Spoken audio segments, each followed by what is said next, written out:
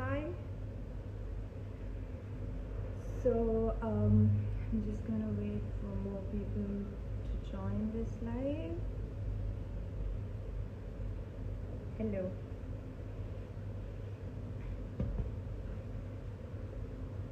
Just gonna be waiting for more people to join this live.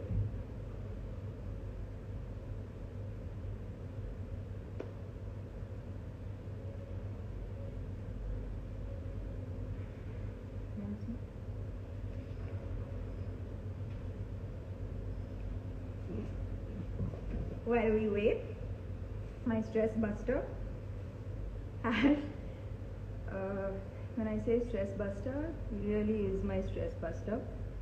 I think he's helped me so much in dealing with all of my anxiety, and I guess if someone told me, a pet can help you with anxiety, I would have been really angry because like my stress is serious, my anxiety is extremely serious. How can you say that a pet can solve this? I understand, but you'd be surprised how much he has helped me. But then again, I'm not here to give you my expert advice on mental health. Today we're going to be speaking to Chandy. She has more than 25 years of experience in the domain of mental health, and she is also the chairperson of the board of trustees of the Live, Love, Laugh Foundation by Deepika Padukone. So I'm just going to wait for her request. Is that how it works? Okay, somebody needs to help me with how do you do this, Ash? How do you accept her request? Okay, no idea. Okay, let me just see this request.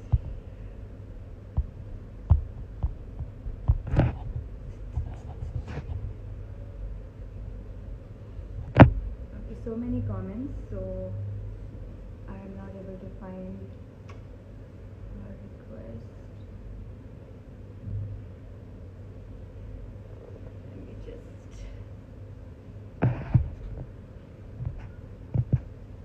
request. Guys,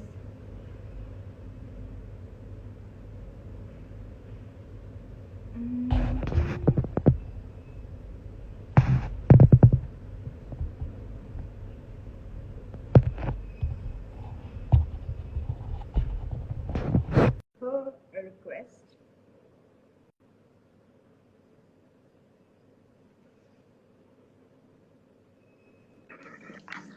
Yeah. I was scared that I was not going to be able to get you live, and that would have been a colossal failure. No, but I was listening, and I think you started very well about the value of having pets. They're very, very therapeutic, especially during this time, because they give us unconditional support and love. Clearly. And also tries to steal limelight whenever. So, Anna, I also wanted to tell my followers or whoever's tuned in that you have been my counselor. You have been my counselor in tough times, and which is why I feel that it's so important that you are here today. One second, I'm just going to. That you are here today to help whoever needs your help in the little time that we have. Because, mental health is the word that we hear so much, so many in the current scenario. It's very tough for everyone. And I have a few questions so that we can get right to it. Sure. So the first that I have for you is how do you distinguish between the normal everyday stress, that we are used to by now, and a real distress call? That when is the time that one really needs to seek external help to deal with the distress? Okay. So let me start with telling you that stress is by itself is not a bad thing, We have what is called good stress, which we call eustress, EUSTRESS. And then we have stress that pulls us down, which makes us anxious, which is called distress. We need a certain amount of stress to function in our day-to-day lives. However, currently what's happening to all of us is we are all going through what we call collective anxiety, collective trauma, and collective grief. And one of the things about anxieties is that anxiety can also be contagious. That I'm anxious, so with this current situation, so I tend to pass it on. And that's why also one of the reasons why pets is good, because when I'm anxious and I'm just with my pet, it kind of helps me take a pause and it gives me some comfort. Yes. So, you know, we are just not dealing with stress, especially with the virus. There are physical and mental conditions that attach itself that stress triggers. We all know by now stress causes a weakened immune system. So it's not just stress, it's also other conditions that come along with it. So please explain this. So I think the first step is to understand what we are all going through, and let's look at what we are going through. Is we are anxious because we are living in uncertain times. We don't know where the end is for this uncertainty, how long, how much.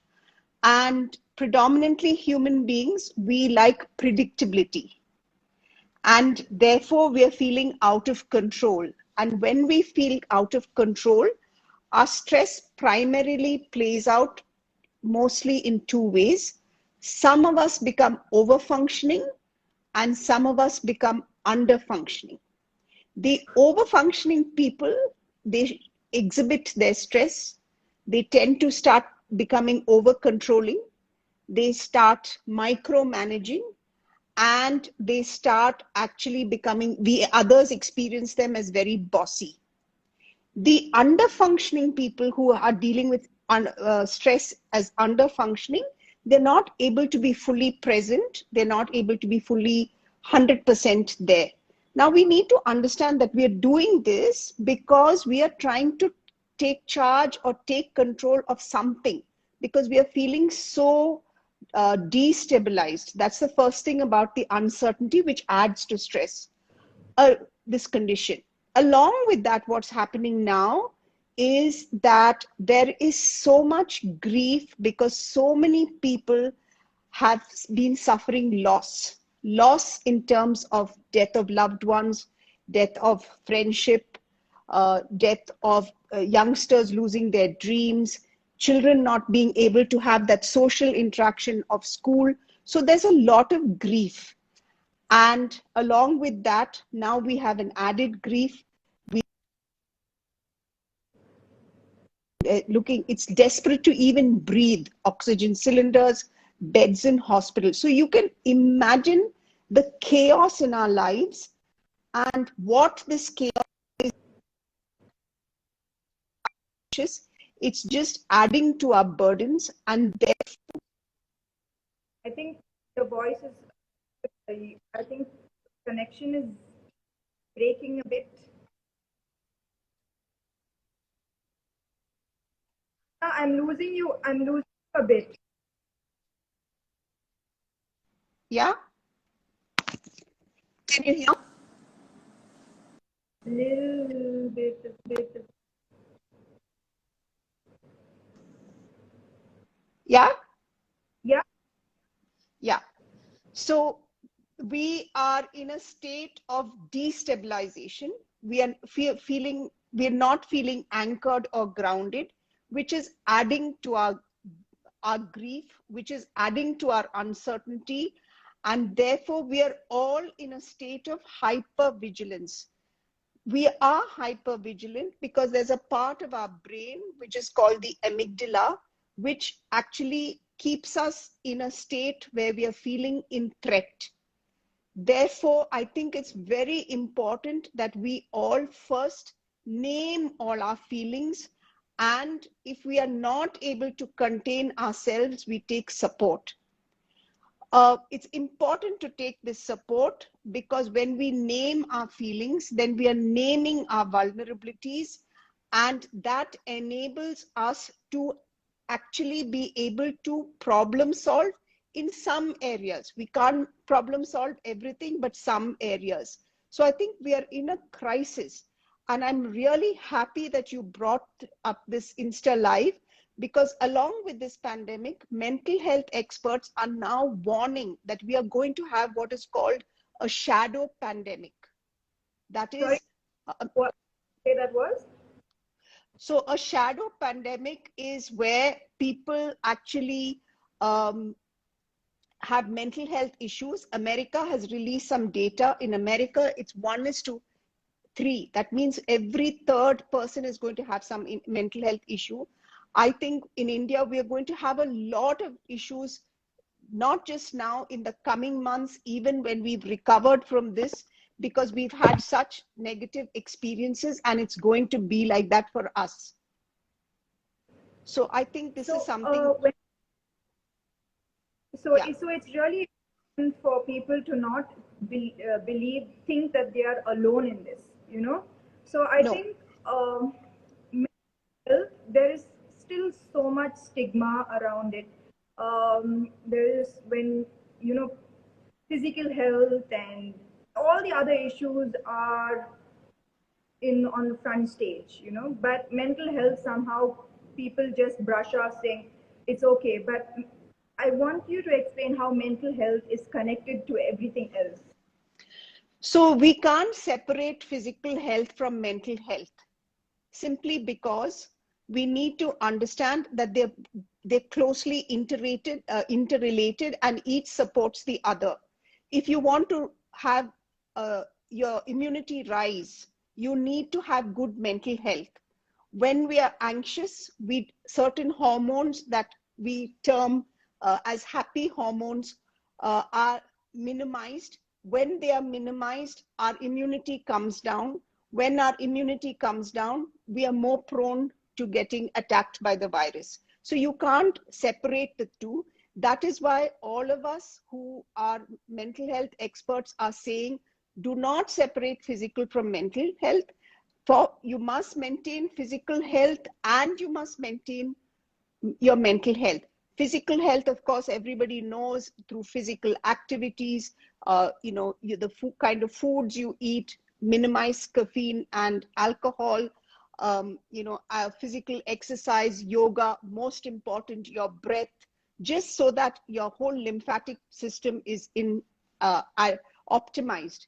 Mental health is taking support, and just like you said, Sam, to be able to reach out and take support and expose and share your vulnerability, name whatever you're feeling, because diverse people have diverse feelings and experiences.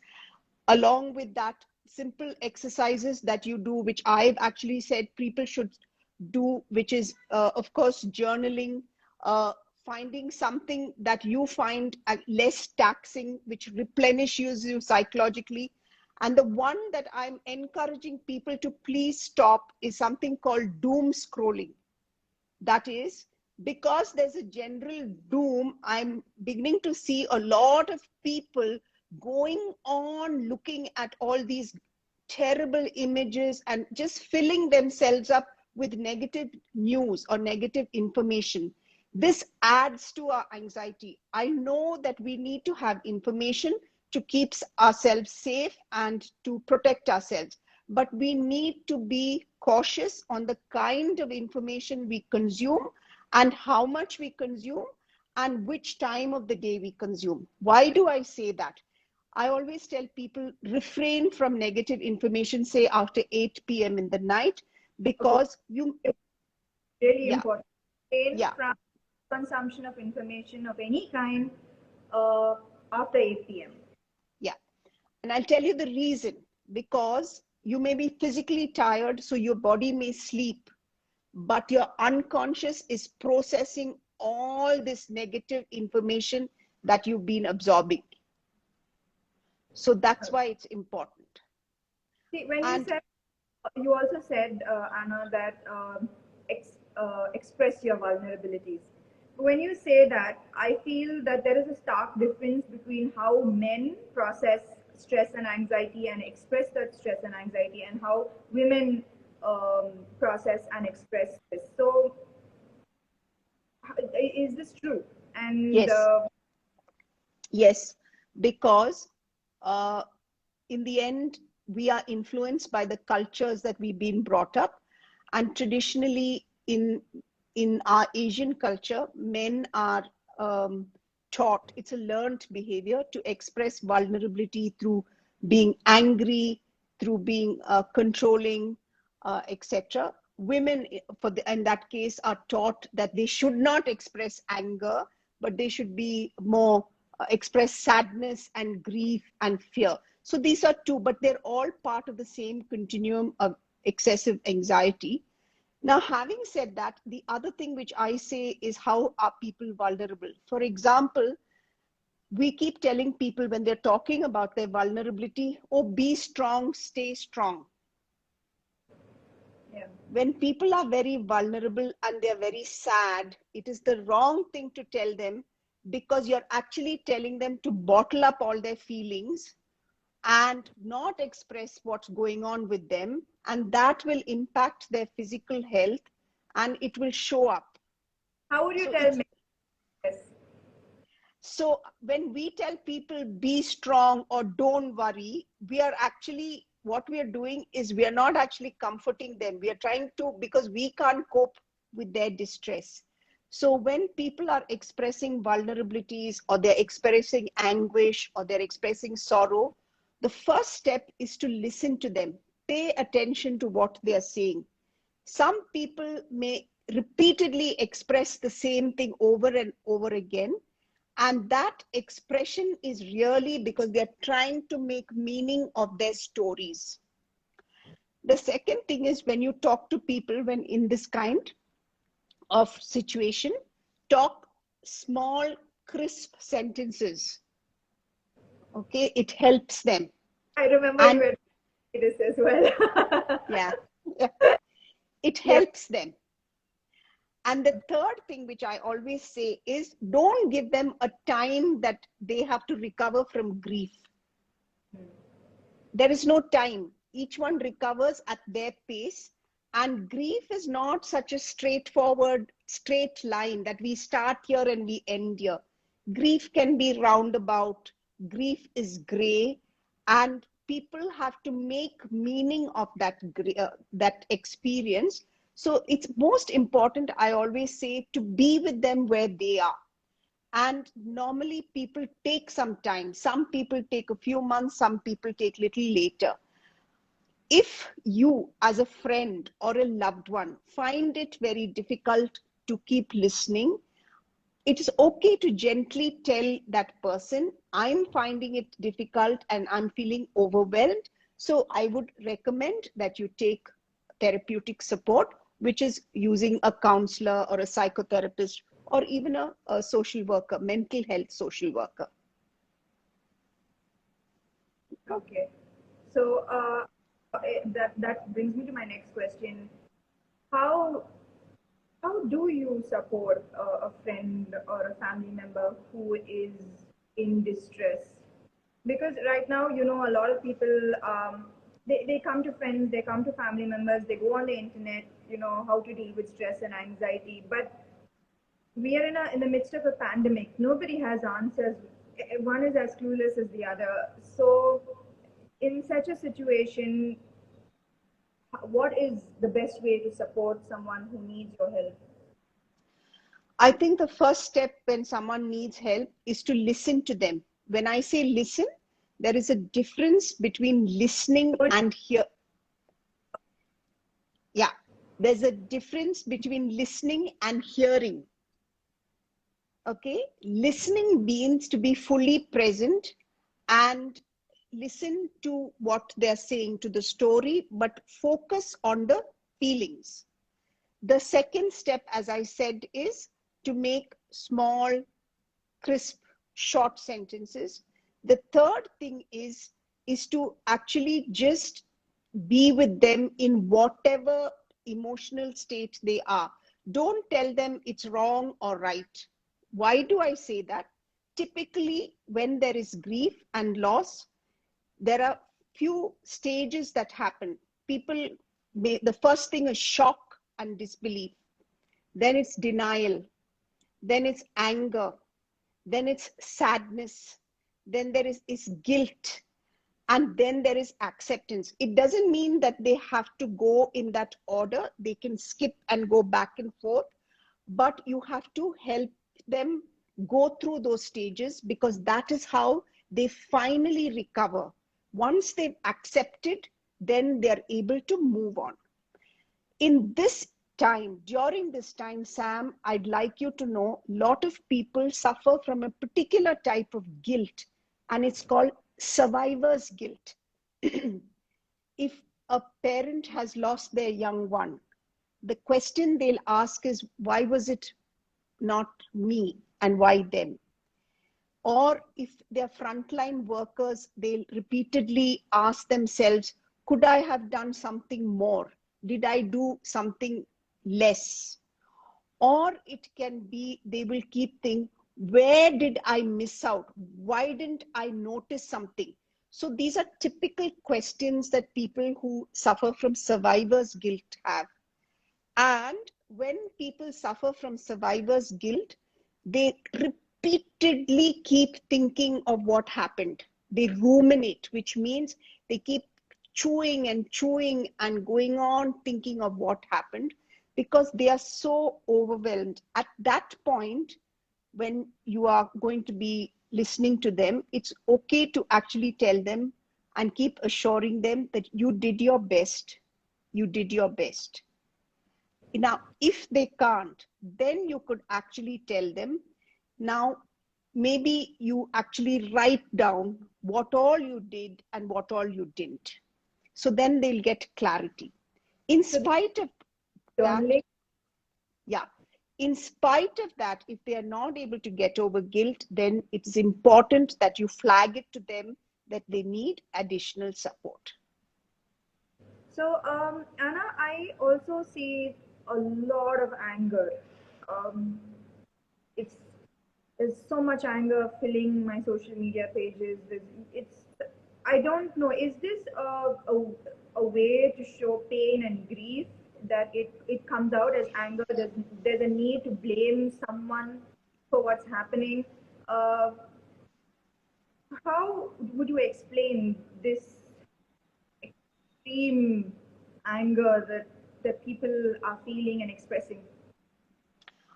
I think this extreme anger, and especially on social media or trolling people or uh, being brutal. I hear people being brutal with their words and their tone and gestures, etc. It's a form of lashing out, because you know that you are not able to do anything and you're feeling helpless, and you're hoping that by blaming you will get relief. You will not get relief. That's why I use the word in the beginning. This is collective. It not only is collective trauma, it also now has become collective responsibility for all of us to be able to contribute so that we recover from this experience. Okay, so what would you tell someone who is lashing out, with anger? Tell that. I think it's important that when people, any feeling which is very intense, whether it's anger, whether it's sadness, whether it is excessive controlling, whether it's excessive, you know, any activity excessive, even physical activity, anything that's excessive is a big signal that the anxiety is now moving into what we term clinical anxiety. One is being anxious because of the situation, and now it's moving into clinical, and it's a signal for such people and their loved ones to actually guide them and direct them to take clinical support.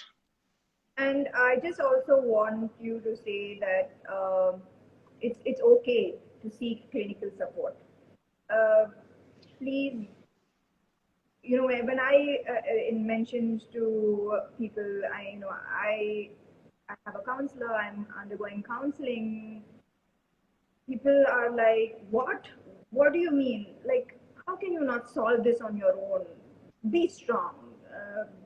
It's nothing, it will go away on its own. So for this reason, there are so many people who don't take that next step when they really really need it. uh, so how should we as a society destigmatize mental health?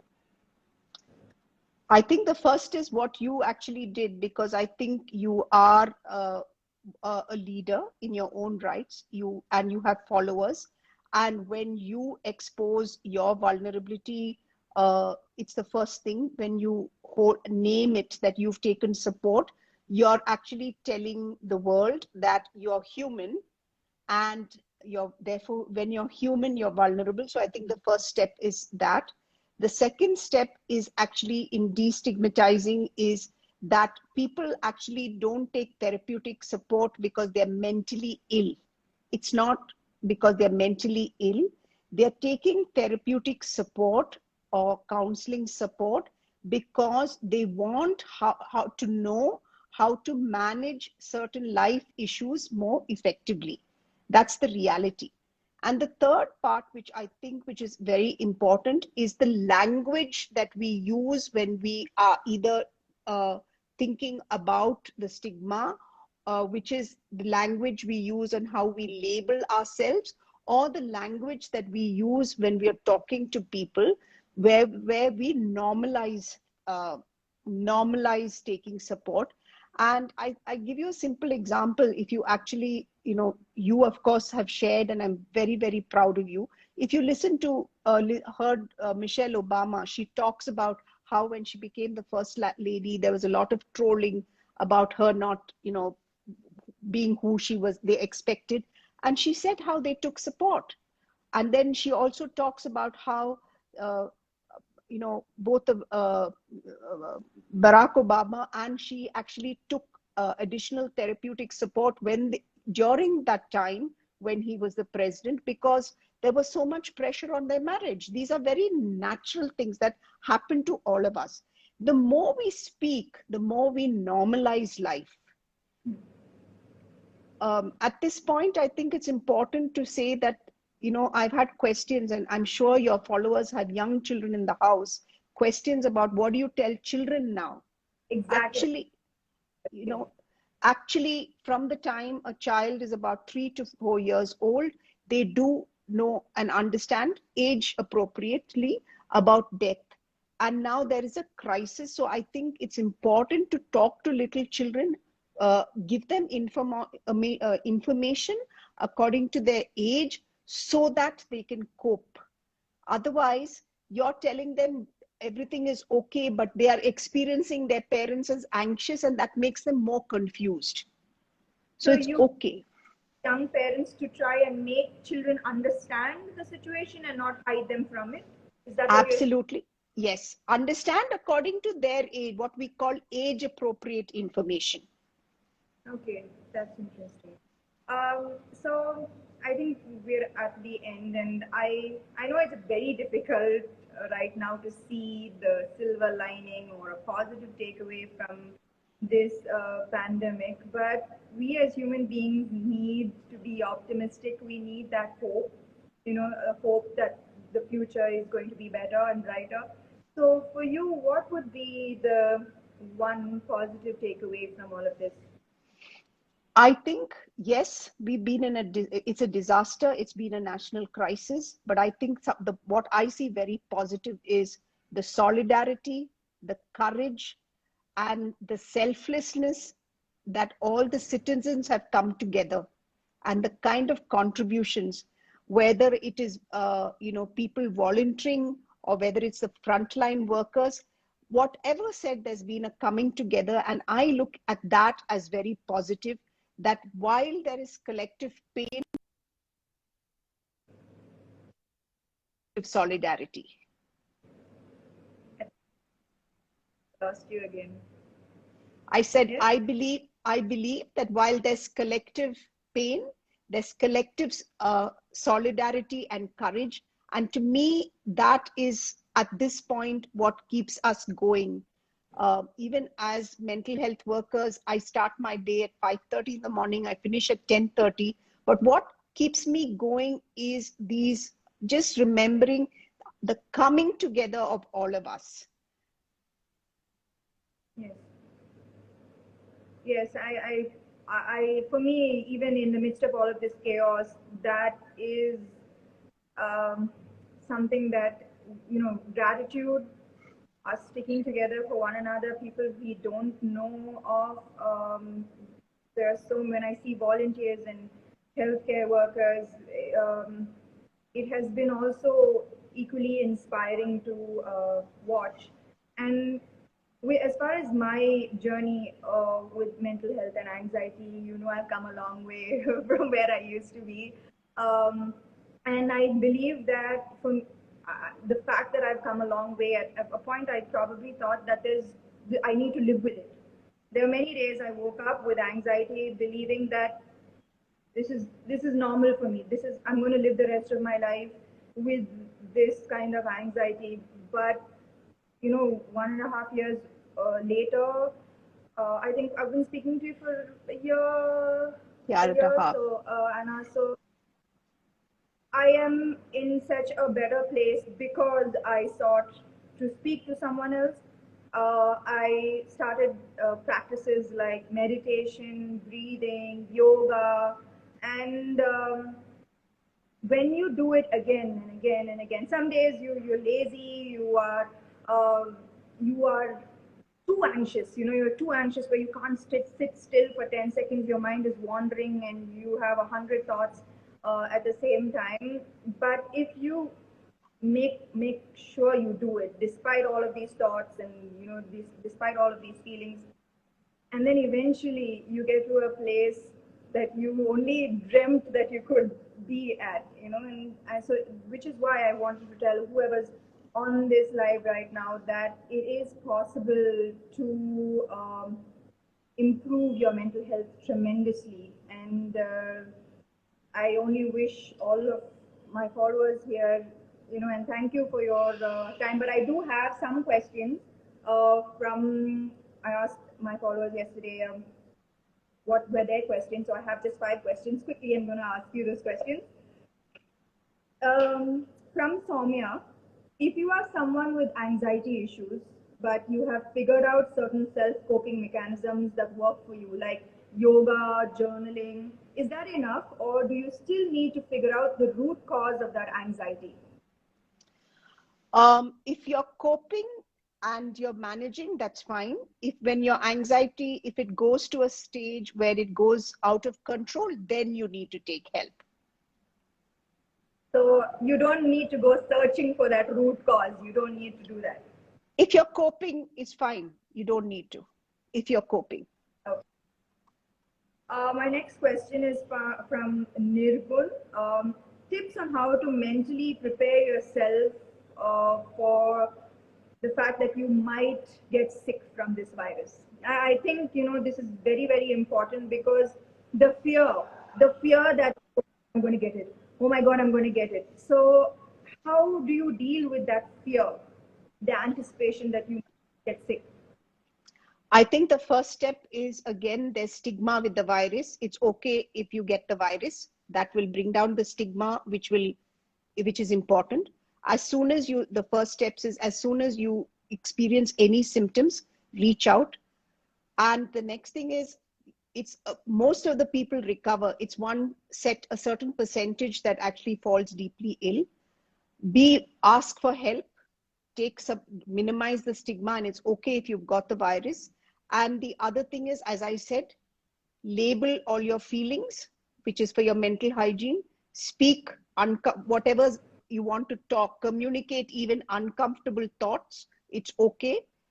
Maintain, even if you get ill, and all the people who've been ill, even during the virus, have been doing physical activities, adequate rest. What this virus does is it needs a lot of rest, a lot of sleep. And the last thing that you need is to be able to actually, one thing which we all need to believe is, which I always tell people, and that's what's held me throughout all these, is just believe that you have hope and you will come through. You may not come through the way you want to, but you will come through. That fundamental belief. Okay. Yeah. My next is Chandy, Usha, and Himaja. Tips to balance work and personal life, suggestions to overcome thinking too much, distraction from work, and procrastination. The first thing to remember currently is, because we are in this lockdown situation, there is confusion because people are working from home, which means that there is a merging or a gray area of the various roles you play. Your personal, because you're in the home, you don't know when you're doing a personal role, and suddenly in the next minute you're doing a professional role, and there's no real boundaries. So the first step for that is identify some space in your house, some corner, wherever you're going to be working from, and in your head, label that as your workspace. That once you go into that space, it is your workspace, just so that during this time you have that clarity. If you're a parent and you have little children in the house, you need to explain that when mom or dad is in that space, they are working and that's their office. So, which means that they cannot keep disturbing you. The third thing that is also happening to people in work from home is the work timings are extending. It's starting early. We opened the laptops or whatever much before we used to earlier, and we extend it. So have a clear structure for the day. Just like you had a work structure, re-look at that structure so that you have some plan in place how to function during this lockdown. And the last thing is that you're doing this, even if you're in apartments, etc., some physical activity, whether it's walking up and down, some physical activity you need to do. And the last, which I think is very important, all of us need to find at least 10 to 15 minutes of what I call withdrawal time. That is me time, withdrawing from all these various duties and tasks and just being with ourselves, because that helps us replenish our psychological energy. That me time can be meditation, or it can be prayers, or it can be whatever, a little hobby, whatever, but you need to include that in your structure. If you do these things, you will feel much more balanced and less tired or sapped of energy. That's absolutely true. My next question is from Sandeep. Is watching news good or bad at this point of time? I think I think very the younger generation can process this, but the older generation, I feel, are uh, not processing this information too well. so. I think the first is, when you're watching the news, is it news? Are you watching? Is it information? Are you watching a shouting match? Okay, so I think we need information, and we watch news for relevant information, which is important. So if it's a shouting match, can you find another source for relevant information? That's, to me, very important. Second thing is, this toxic shouting is at 9 and 9:30 in the night, just before you sleep. So what is it doing? You're going to bed in an agitated state. I would encourage people who watch television and who need television to watch something very light, something that's mood elevating, comedy, something that just calms the mind. So I think that's very important. So I So think, don't. again,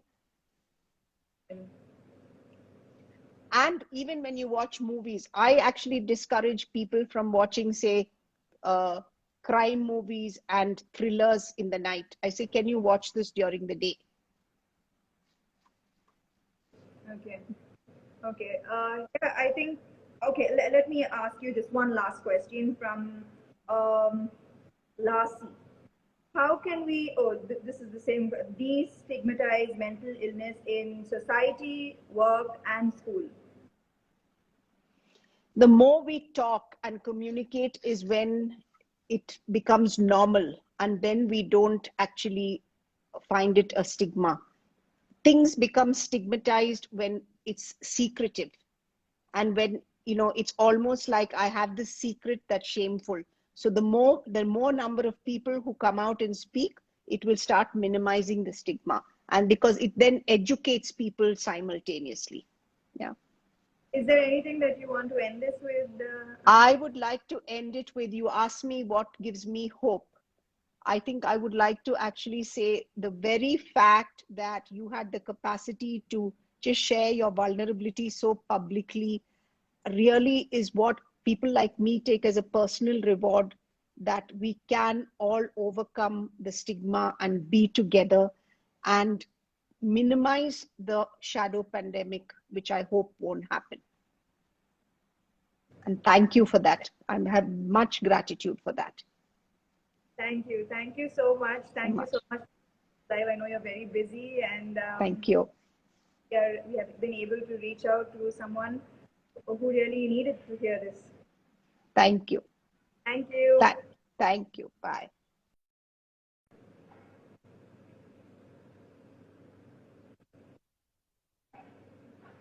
Okay, so that was that. Thank you so much. I really hope that whoever needed to hear this did, and I hope that it comforted you. And we're all in this together. Remember that we're all in this together, and this too shall pass. Bye bye.